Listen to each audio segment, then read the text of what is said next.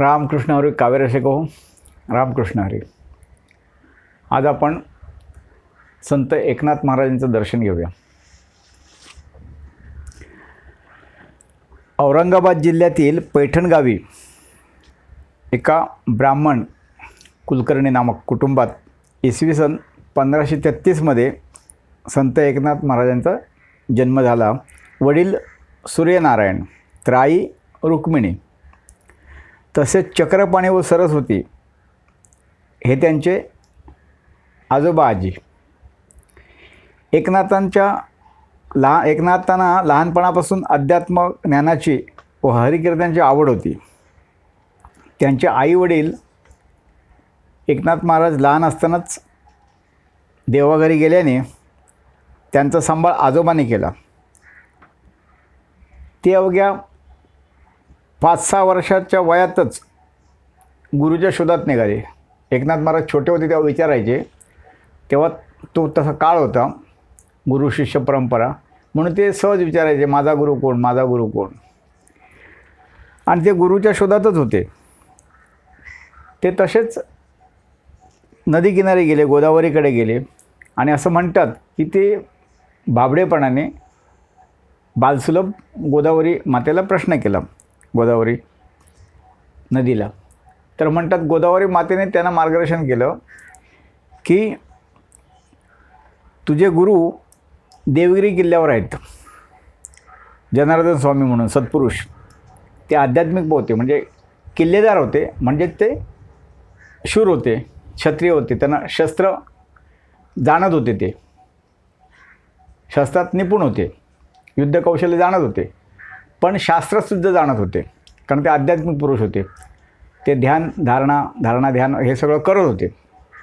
तर गोदावरी मातेने त्यांना तसं सांगितलं नदीने की तुम्ही देवगिरी किल्ल्यावर तू जा, तिथे तुझे गुरु आहेत. मग ते तिथून देवगिरी किल्ल्याकडे गेले. असं म्हणतात की ते जे देवगिरीच्या पायऱ्या चढत होते तेव्हा जनार्दन स्वामी खाली येत होते. त्यांनी त्या जनार्दन स्वामीने त्यांना ओळखलं आणि त्यांना नामदेव एकनाथ महाराजांनी त्यांना अभिवादन केलं, नमस्कार केला, पण त्यांनी त्यांना मिठी मारली आणि ते वरती गाडावर परत त्यांना घेऊन गेले. तर तिथे देवगिरी किल्ल्यावर ते काही काळ राहिले, काही वर्ष राहिले आणि जनार्दन स्वामीकडून त्यांनी ज्ञान आत्मसात केले. अनेक ग्रंथ, पुराणं हे त्यांनी तिथेच वाचलं. तसंच त्यानंतर त्यांनी त्यांच्याबरोबर तीर्थयात्रेचं भ्रमण केलं तिकडेच. आणि त्या तीर्थयात्रेच्या दरम्यान प्रत्यक्ष दत्तगुरूंचं दर्शन झालं एकनाथ महाराजांना. आणि त्या दर्शनानंतर त्यांच्याच मार्गदर्शनाने, म्हणजे दत्तगुरूंच्या, त्यांनी ते परत फिरले, घरी आले आणि त्यांनी अर्थात यथावकाश त्यांचा विवाह झाला, लग्न कार्यक्रम झाला आणि त्यांनी गृहस्थाश्रम स्वीकारला. संत ज्ञानेश्वर महाराजांच्या नंतर साधारण 250 वर्षांनी एकनाथांचा जन्म झाला. नाथांचं वेगळेपण म्हणजे त्यांचे अभंग तर प्रसिद्ध आहेत, पण त्याहीपेक्षा त्यांची भारुडं, गवळणी आणि गोंधळ, जोगवा हे त्यांचे खूप प्रसिद्ध आहेत. भारुड म्हटलं की एकनाथ महाराज हे पहिलं नाव येतं. आणि आत्ताच्या शाहीर साबळे म्हणा किंवा शाहीर उमप म्हणा, यांनी ही खूप लोकप्रियता मिळवून दिली त्यांच्या गवळणीला, भारुडांना, अभंगांना, आणि त्यामुळेच ते आपल्याला माहिती पडलं, हे सगळं माहिती झाले. ह्या भारूड, गवळण, जोगवा, गवळणी, गोंधळ ह्याचा ते वापर जनजागृतीसाठी करत होते. तेव्हा ज्या जातीपाती होत्या किंवा उच्च नीच बघितलं जायचं किंवा अंधश्रद्धा काही होत्या, जनावरं कापली जायची, बळी दिले जायचे, ह्या प्रथा बंद करण्यासाठी, जातीपाती नष्ट करण्यासाठी त्यांनी जनप्रबोधन केलं ह्या माध्यमातून. आणि आता इतक्या वर्षानंतरही त्यांची भारूड, गवळणी ह्या प्रसिद्ध आहेत. संत एकनाथ हे फक्त उपदेश करून थांबले नाहीत, तर त्यांनी काही त्यांचे जीवनातील घटना काही अशा आहेत की त्या अचंबित व्हायला होतं. म्हणजे तेव्हा जे दलित होते त्यांना जशी खूप हीन वागणूक मिळायची, तेव्हा त्यांची सावली पडू देत नव्हतं. अशा काळात एक मूल हरवलेलं होतं, तर नाथाने ते स्वतःच्या कड्यावर घेऊन ते महारवाड्यात तेव्हाच्या ते गेले तिथे. किंवा वडिलांच्या श्राद्धाला त्यांनी ब्राह्मणांनी शिजवलेले अन्न अस्पृश्यांना खाऊ घातलं. गाढवाला जे तडफडत होतं गाढव, जे गंगोदक त्याने आणलं होतं, पवित्र मानतात गंगोदक, आणि त्याने ते अभिषेक करायचा होता देवाचा. तर ते चालले असताना तिथे ते गाढव तडफडत होतं. तर त्याने ओळखलं की याचा जीव वाचवणं महत्त्वाचं आहे, देवावर अभिषेक करण्यापेक्षा ते महत्त्वाचं आहे. मग त्या काळात तसं मानत नव्हते, पण त्यांनी ते केलं, कृतीने दाखवलं. त्या गाढवाला ते गंगाजल पाजलं आणि त्याला जीवदान दिलं. तर अशा कितीतरी त्यांनी उदाहरणं आपल्या आयुष्यात घालून दिलेली आहेत की इतक्या वर्षापूर्वी ते इतके दूरदृष्टीचे किंवा इतक्या धाडसाने वागणारे होते, याची कमाल वाटते. पाषाणाच्या नंदीला गवताचा घास भरवणे म्हणा, अशी कृत्य ते म्हणजे द्वैत अद्वैत पलीकडे गेलेले होते. दुसरी गोष्ट अशी आहे की इतर संत हे शास्त्रात प्रवीण होते, शास्त्रात हुशार होते, पण त्यांनी शस्त्रविद्येत असतीलच असं नाही, किंबहुना नसावेत. पण जनार्दन स्वामी यांचे गुरु असल्यामुळे आणि ते किल्लेदार असल्यामुळे त्यांनी अध्यात्माबरोबर म्हणजे शास्त्राबरोबर त्यांना शस्त्र शिकवलं असावं. कारण जनार्दन स्वामी किल्लेदार जरी असले ते आध्यात्मिक महापुरुष असल्यामुळे ते काही काळ धारणा ध्यानाला बसायचे. तर अशावेळी त्यांना शस्त्र बाळगावंच लागत होतं, त्यांना भीतीच होती.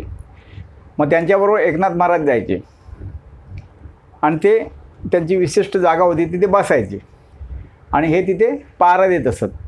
तर एके दिवशी त्यांच्या शत्रू सैनिकांनी तिथे हल्ला केला आणि एकनाथ महाराज तिथे, तेव्हा खूप ते मोठे नसावेत, त्यांनी त्या शत्रू सैन्याला सगळ्यांना पळवून लावलं. मग त्यांच्याशी काही काळ का होईना पण त्यांनी लढा दिला आणि ते यशस्वी ठरले. आपल्या गुरुवरचा हल्ला थांबवण्यात ते यशस्वी ठरले. हे त्यांचं वेगळेपण आहे, विशेष आहे त्यांचं. म्हणजे गवळणी भारूड हे तर खूपच प्रसिद्ध आहे. आणि हे सुद्धा एक मला खूप त्यांचं भावलं वेगळेपण. म्हणजे शस्त्राबरोबर त्यांनी शास्त्रही जाणलं किंवा शास्त्राबरोबर त्यांनी शस्त्रही ते जाणत होते, त्यातही पारंगत होते. तर अशा आता एकनाथ महाराजांची आपण एक त्यांच्यावरील अभंग ऐकूया. रुक्मी सूर्यनारायण पैठणचे ते ब्राह्मण. आणि हा जो अभंग आहे तो छोटा अभंग या प्रकारातील आहे. म्हणजे आपण जे काल परवा अभंग ऐकलो की इतर अभंग ऐकतो ते सुंदरते ध्यानं, उभे विटेवरी, करकटेवरी ठेवून या, अशा मोठ्या अभंगातल्या प्रकारातले, ज्यांची अक्षरं 6 6 6 4 अशी असतात. म्हणजे पहिली 6 अक्षरं, दुसरी 6 अक्षर, तिसरी 6 अक्षर, नंतर 4 अक्षरं. पण हा अभंग जो आहे छोटा अभंगाचा प्रकार, त्यात आता मी 8 अक्षरं घेतलीत. तर पहिल्या ओळीत 8 अक्षरं, 2 खंड 8 ओळींचे, आणि दुसऱ्या ओळीत 8 अक्षरं, म्हणजे एकूण 8 अक्षराचे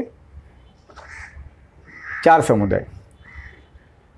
असा अभंग आहे, छोट्या अभंग प्रकारातला आहे.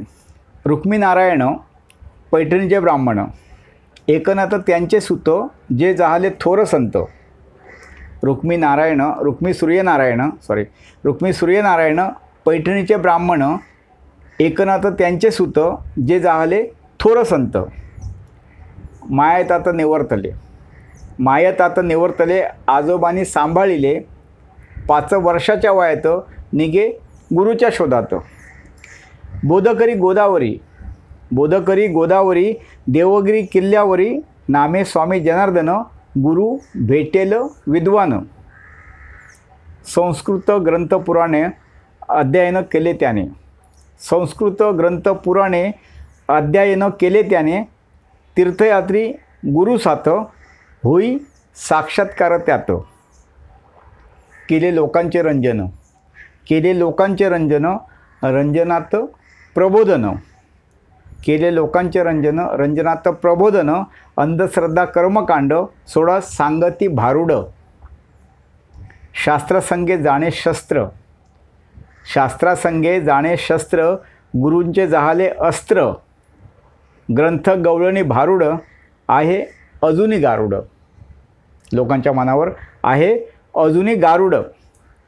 प्रसिद्ध विंचू चावला, प्रसिद्ध विंचू चावला आणि भारुड दादला. प्रसिद्ध विंचू चावला आणि भारुड दादला. तैसे रोडगा वाईन करी जनप्रबोधन. मिटवण्या भेद थेट दिनाघरी देती भेट. मिटवण्या भेद थेट दिनाघरी देती भेट.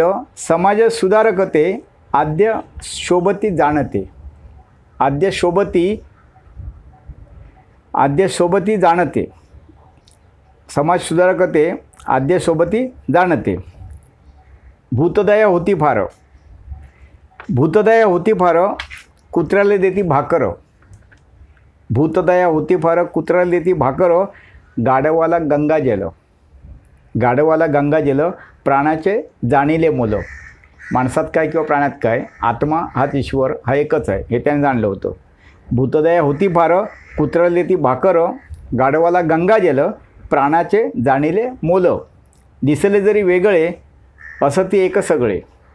दिसले जरी वेगवेगळे, दिसले जरी वेगळे असती एक सगळे. प्राणी पक्ष्यांना द्या घास सर्वात आत्म्याचा वास. सर्वात आत्म्याचा वास.